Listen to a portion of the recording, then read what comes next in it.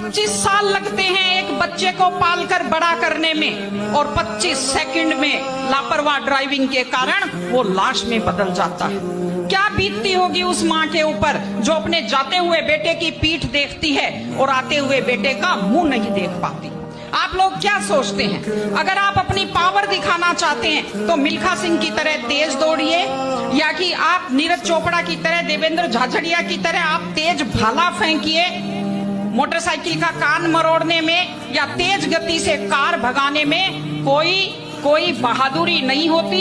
अगर आप सोचते हैं कि आप बड़े हैंडसम और डैशिंग दिखते हैं तेज गाड़ी भगाते हुए, आप डैशिंग हैंडसम नहीं दिखते, आप लापरवाह दिखते हैं, आप बेपरवाह दिखते हैं, आप बेवकूफ दिखते हैं। भीगे नैना जो खिड़कियों से झांकते थे ना